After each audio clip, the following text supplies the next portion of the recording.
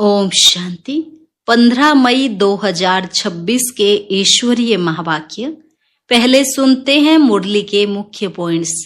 बाबा ने कहा, तुम्हारे जैसा खुश नसीब दुनिया में कोई नहीं, क्योंकि तुम डायरेक्ट बाप के बने हो। बाबा के पास जो अविनाशी ज्ञान रत्नों का खजाना है, उन ज्ञान रत्नों से झोली भर रहे हो। हर कदम तुम बच्चों की बुद्धि में यही रहना चाहिए कि हम अभी बेहद के बाप से बेहद सुख का वर्षा ले रहे हैं। यही है मन मना भव। फिर बाबा ने कहा, अंत समय सिवाय एक के और कुछ भी याद ना आए। बाप की याद में रहने से ही तुम परिस्तानी बनेंगे। अगर इस कब्रिस्तान से दिल लगाई तो बहुत घाटा पड़ जाएगा। स्मृति रहे, हम आत्माएं अभी अपने घर शांति धाम जाएंगे। लास्ट में बाबा ने कहा, तुम सभी को बाप का फरमान है, इस काम रूपी महाशत्रु को जीतो, माँ में कम याद करो। तुम अभी प्रजापिता ब्रह्मा के बच्चे ब्राह्मण बने हो। तुम्हें नशा रहना चाहिए कि बाबा हमारे द्वारा स्वर्ग की स्थापना करा रहे हैं। और अब सुनते हैं महावाक्यों को विस्तार से। मुरली का सार।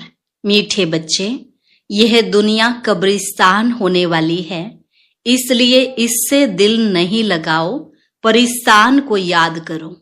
प्रश्न, तुम गरीब बच्चों जैसा खुश नसीब दुनिया में कोई भी नहीं, क्यों?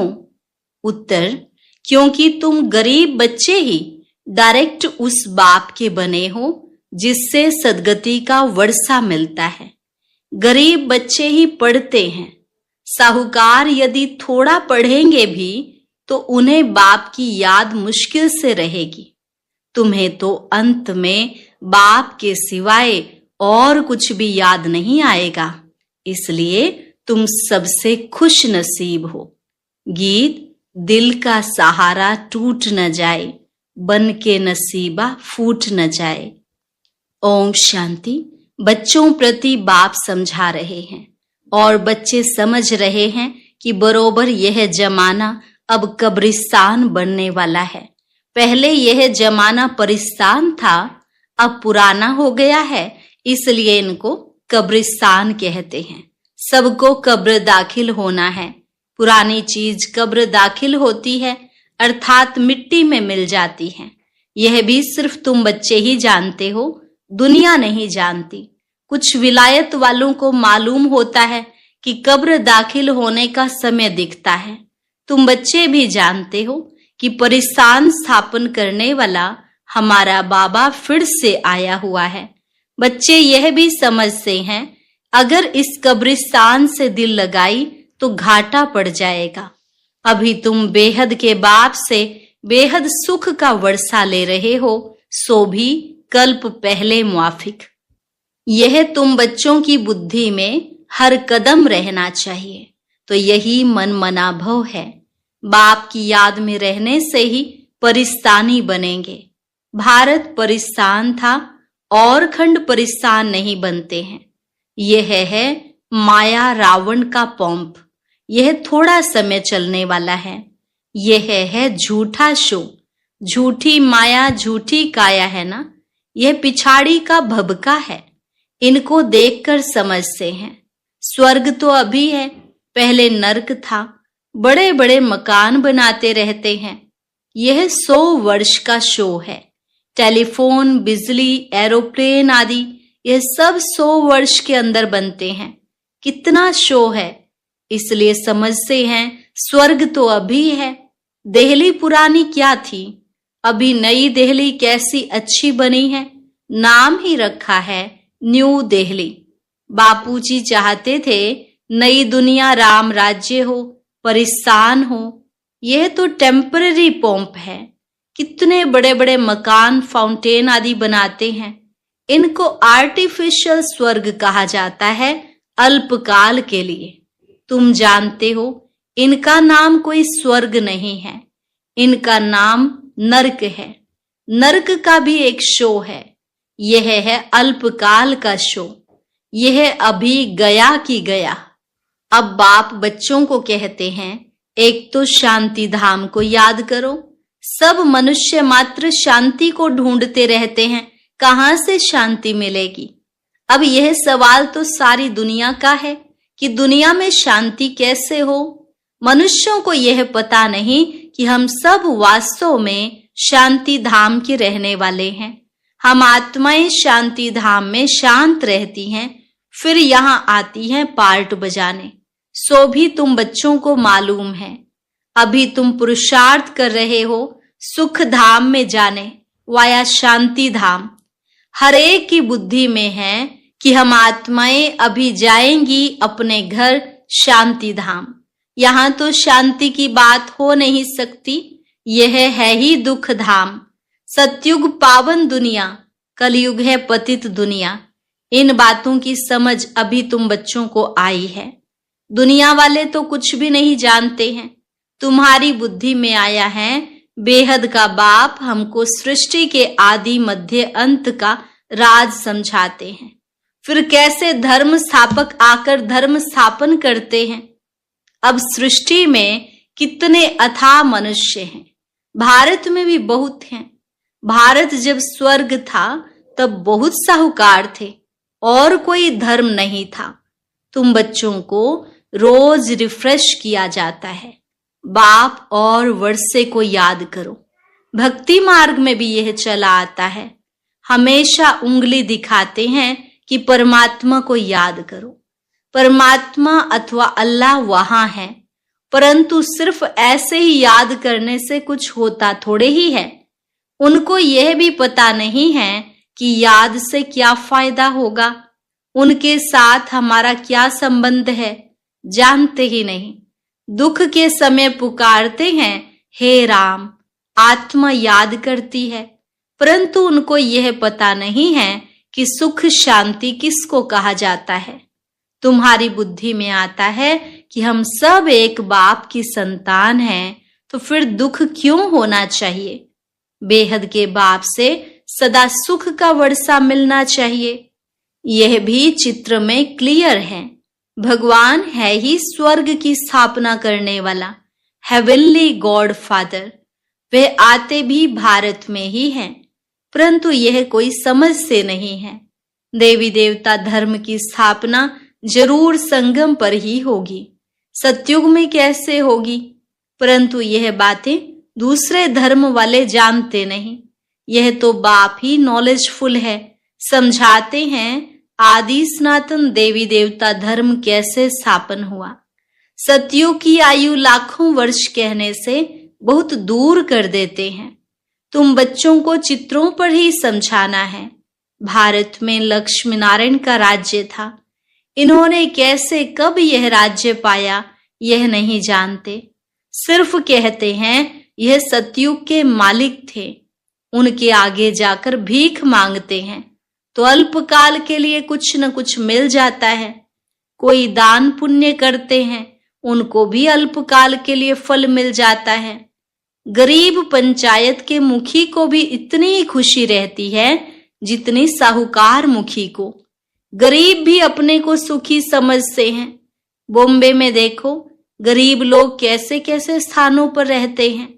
तुम बच्चे अभी समझते हो, भल करोड़पति हैं परंतु कितने दुखी हैं। अभी तुम कहेंगे हमारे जैसा खुश नसीब और कोई नहीं। हम डायरेक्ट बाप के बने हैं जिससे सदगति का वर्षा मिलता है। बड़े बड़े आदमी कभी भी ऊंच पद पा न सके। जो गरीब हैं वह साहूकार बन जाते हैं। पढ़ते तुम हो, वह तो अनपढ़ हैं। करके थोड़ा पढ़ेंगे भी तो भी बाप की याद में रह नहीं सकते। अंत में तुमको सिवाय बाप के और कुछ भी याद नहीं रहना है। जानते हो यह सब कब्रिस्तान होना है। बुद्धि में रहना चाहिए यह जो हम धंधादी करते हैं थोड़े समय के लिए है। धनवान लोग धर्मशालाएं आदि बनाते हैं, वह कोई धंधे के लिए नहीं बनाते हैं। जहां तीर्थ वहां धर्मशालाएं नहीं हो तो कहां रहे। इसलिए साहूकार लोग धर्मशालाएं बनाते हैं। ऐसे नहीं कि व्यापारी लोग आकर व्यापार करे। धर्मशाला तीर्थ स्थानों पर बनाई जाती है। अब तुम्हारा सेंटर बड़े से बड़ा तीर्थ है। तुम्हारे सेंटर्स जहां जहां हैं वे बड़े से बड़े तीर्थ हैं, जहां से मनुष्य को सुख शांति मिलती है। तुम्हारी यह गीता पाठशाला बड़ी है, यह सोर्स ऑफ इनकम है, इससे तुम्हारी बहुत आमदनी होती है। तुम बच्चों के लिए यह भी धर्मशाला है, बड़े से बड़ा तीर्थ है। तुम बेहद के बाप से बेहद का वर्षा लेते हो। इन जैसा बड़े से बड़ा तीर्थ कोई होता नहीं। उन तीर्थों पर जाने से तुमको कुछ भी मिलता नहीं, यह भी तुम समझते हो। भक्त लोग बड़े प्रेम से मंदिर आदि में चरणामृत लेते हैं, समझते हैं उनसे हमारा हृदय पवित्र हो जाएगा, परंतु वह तो पानी है। यहाँ तो बाप कहते हैं मुझे याद करो तो वर्षा मिलेगा। अभी बेहद के बाप से तुमको अविनाशी ज्ञान रत्नों का खजाना मिलता है। अक्सर करके शंकर के पास जाते हैं, समझते हैं अमरनाथ ने पार्वती को कथा सुनाई, तब कहते हैं भर दे झोली। तुम अविनाशी ज्ञान रत्नों से झोली भरते हो, बाकी अमरनाथ कोई एक को थोड़े ही बैठकर कथा सुनाएगा। जरूर बहुत होंगे, और वह भी मृत्यु लोक में ही होंगे। सूक्ष्म वतन में तो कथा सुनाने की दरकार ही नहीं। अनेक तीर्थ बनाए हैं, साधु संत महात्मा आदि ढेर जाते हैं। अमरनाथ पर लाखों आदमी जाते हैं। कुंभ के मेले पर गंगा स्नान करने सबसे जास्ती जाते हैं, समझते हैं हम पावन बनेंगे। वास्तव में कुंभ का मेला यह है, वह मेले तो जन्म जन्मांतर करते आए, परंतु बाप कहते हैं इससे वापिस अपने घर कोई भी जा नहीं सकते, क्योंकि जब आत्मा पवित्र बने तब जा सके, परंतु अपवित्र होने के कारण सबके पंख टूटे हुए हैं। आत्मा को पंख मिले हैं। योग में रहने से आत्मा सबसे तीखी उड़ती है। कोई का हिसाब किताब लंदन में अमेरिका में होगा तो झट उड़ेंगे, वहां सेकंड में पहुंच जाते हैं। लेकिन मुक्ति धाम में जब कर्मातीत अवस्था हो तब जा सकें, तब तक यहाँ ही जन्म मरण में आते हैं। जैसे ड्रामा टिक टिक हो चलता है, आत्मा भी ऐसे है। टिक हुई यह गई। इन जैसी तीखी और कोई चीज होती नहीं।